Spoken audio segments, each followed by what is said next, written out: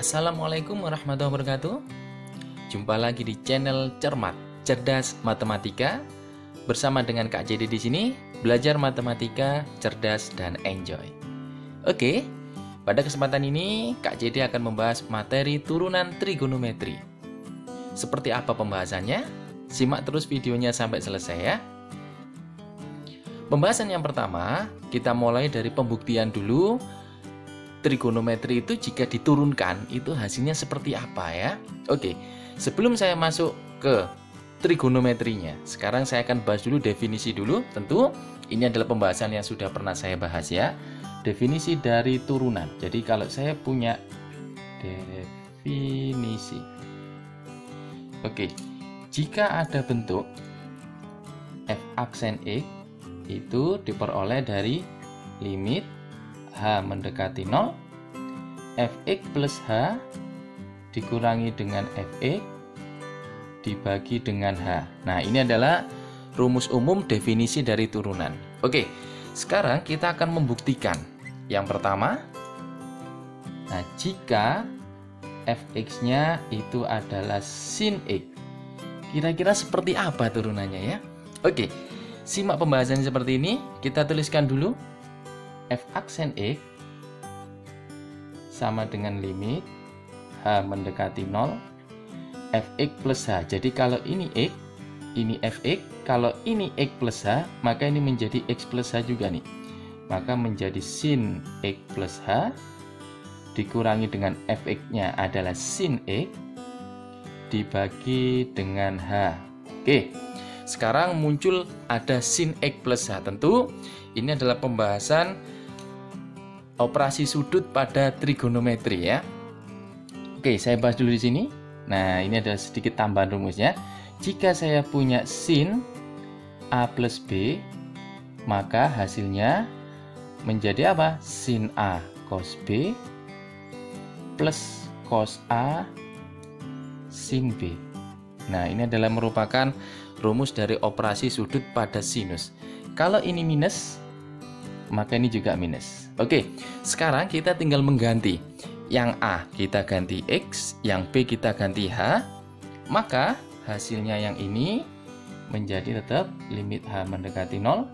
Ini menjadi sin X dikalikan cos H plus cos X dikalikan dengan sin H dikurangi dengan sin X dibagi dengan H. Oke, anggap aja panjang itu ya. Nah, dari sini kita sudah punya yang sama nih. Apa yang sama ini? Sin X-nya, ini juga sin X. Kita gabung. Oke, ini limitnya anggap aja ada ini ya. Maka menjadi sin X, buka kurung, cos H dikurangi 1. Karena ini tidak ada temennya berarti 1 ya. Ditambah dengan cos X dikalikan dengan sin H dibagi dengan H. Ini juga H. Nah, kenapa? Karena kalau ini miliknya semuanya, miliknya ini juga miliknya ini. Sehingga saya pecah. Kemudian tentu kita masih ingat juga konsep dari limit. Kita ubah juga. Jika saya punya 1 min cos X, maka bisa menjadi apa? Menjadi 2 sin kuadrat setengah X. Tapi kalau ini cos H-1, ini kan 1 min cos ya. Tapi kalau cosnya di depan akan menjadi min 2. Oke, maka yang ini bisa saya tuliskan menjadi sin X. Yang ini adalah min 2 sin setengah H dikalikan dengan sin setengah H. Karena ini kuadrat berarti ada 2. Ditambah dengan cos X dikalikan dengan sin H. Ini dibagi dengan H, ini juga sama, dibagi dengan H. Nah, dari sana kita bisa menerapkan dulu limit trigonometri. Nah, hasilnya ini adalah setengah, hasilnya ini adalah 1. Sehingga sisanya, ini min 2-nya maju ya, min 2 dikalikan dengan sin X, dikalikan dengan setengah, dikalikan dengan sin setengah H, ditambah dengan ini adalah cos X dikalikan dengan 1.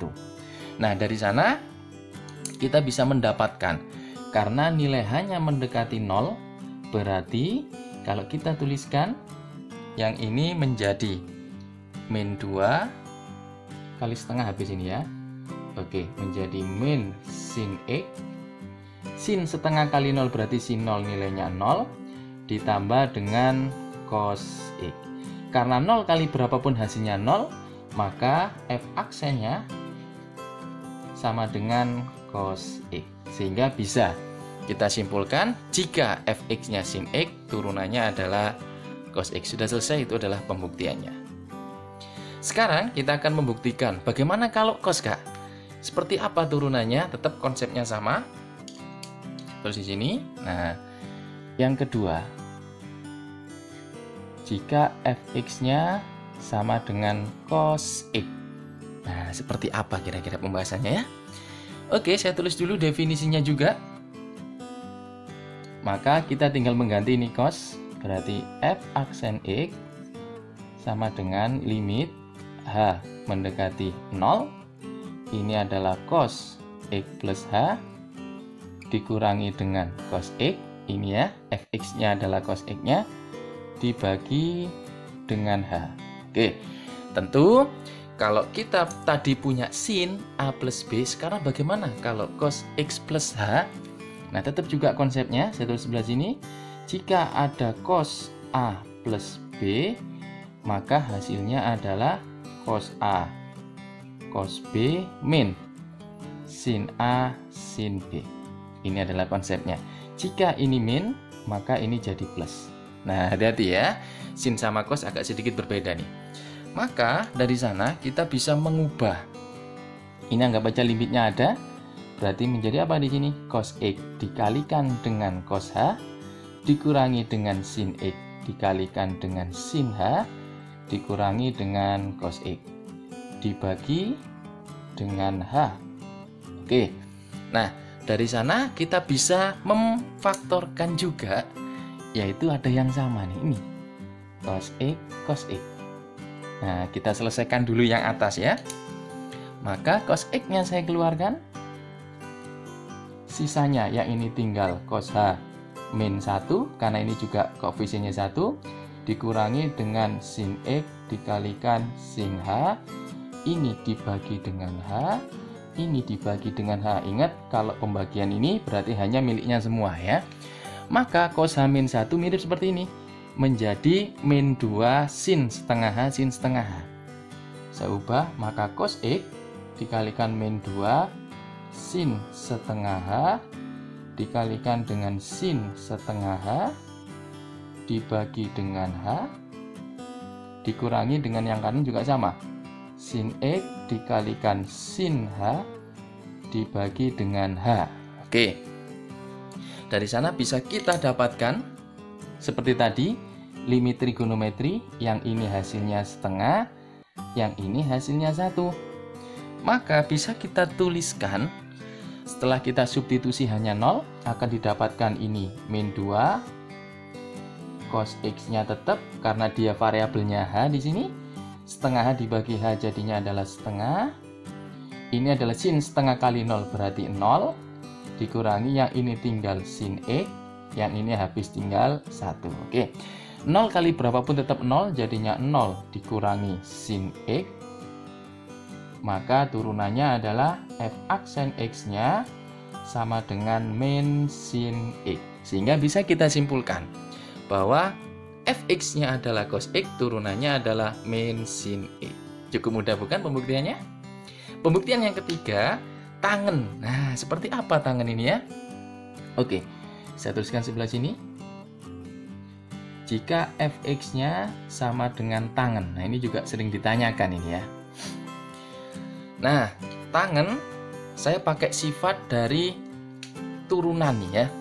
Oke, kita sudah mendapatkan bagaimana tadi kita menurunkan dengan definisi.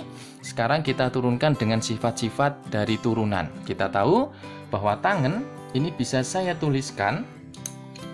Tangen itu sama dengan sin X dibagi dengan cos X. Nah, oke.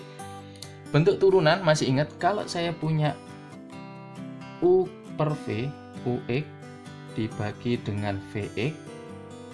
maka turunannya adalah U aksen V min V aksen U dibagi dengan V kuadrat. Masih ingat ya, ini adalah sifat dari turunan. Oke, berarti kita bisa memisalkan yang atas ini sebagai U, yang bawah sebagai V. Sehingga F aksennya sama dengan U aksen. Sin X turunannya adalah, kita sudah buktikan tadi, sin X turunannya adalah cos X. V-nya adalah cos X. Dikurangi V aksen, cos turunannya adalah min sin X. Kita sudah membuktikan tadi. Dikalikan dengan U-nya adalah sin X. Dibagi dengan V kuadrat. V-nya cos, jadinya cos kuadrat X. Oke. Dari sana kita bisa menyederhanakan negatif-negatif positif nih. Maka hasilnya yang ini adalah cos kuadrat X ditambah dengan sin kuadrat X dibagi dengan cos kuadrat X. Oke, kita sudah menemukan bentuk sederhana. Kita tahu bahwa cos kuadrat X tambah sin kuadrat X itu adalah 1. Dari mana, Kak? Dari identitas trigonometri. Maka hasilnya sekarang ini menjadi 1 dibagi dengan cos kuadrat X.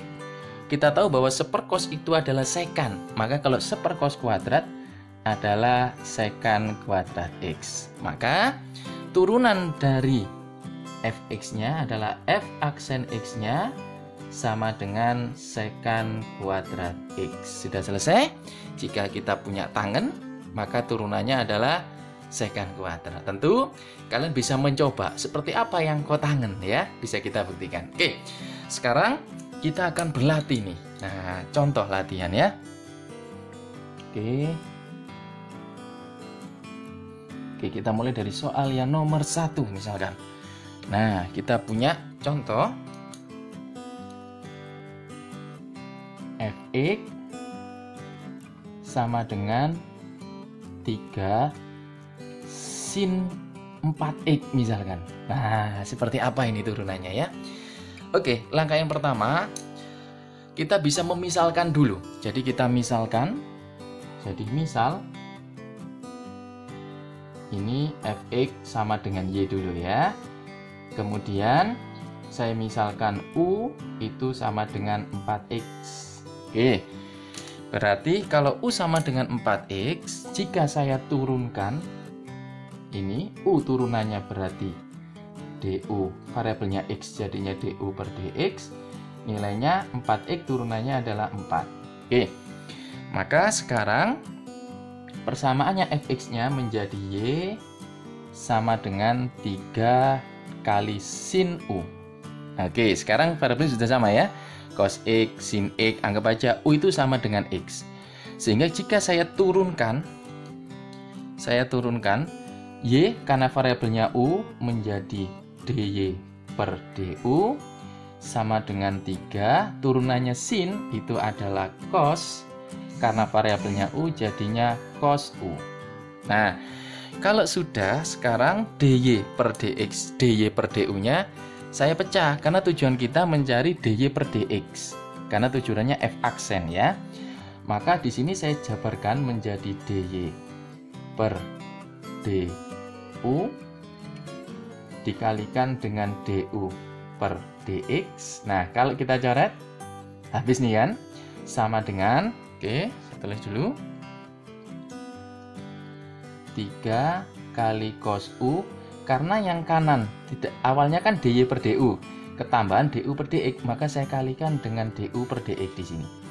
Nah, jadi ininya kalau kita habiskan maka akan kembali ke yang atas ya. Sehingga yang ini bisa saya coret dulu. Tujuannya nanti bisa dicoret gini. Hasilnya menjadi dy per dx sama dengan, kita ganti di sana, 3 kalikan cos u-nya apa tadi? U-nya 4x. Oke, du per dx kita punya tadi berapa? 4. Sehingga turunannya adalah 3 kali 4 berarti 12 cos 4x. Inilah f aksen x-nya. Sudah selesai, itulah jawabannya. Oke, Sebenarnya kita bisa menggunakan beberapa teori. Nah, yang bisa kita terapkan untuk menyelesaikan limit trigonometri ya. Turunan trigonometri. Oke, demikian pembahasan kali ini. Tetap di channel Kak CD ya, Cerdas Matematika. Kita nantikan pembahasan yang berikutnya ya. Nanti akan kita bahas beberapa latihan soal, tentunya dari aplikasi yang sudah kita buktikan ini. Sampai ketemu lagi di kesempatan yang lain. Mohon maaf apabila saya ada salah. Tetap semangat, semoga apa yang kalian cita-citakan bisa tercapai ya. Sampai ketemu lagi. Wassalamualaikum warahmatullahi wabarakatuh.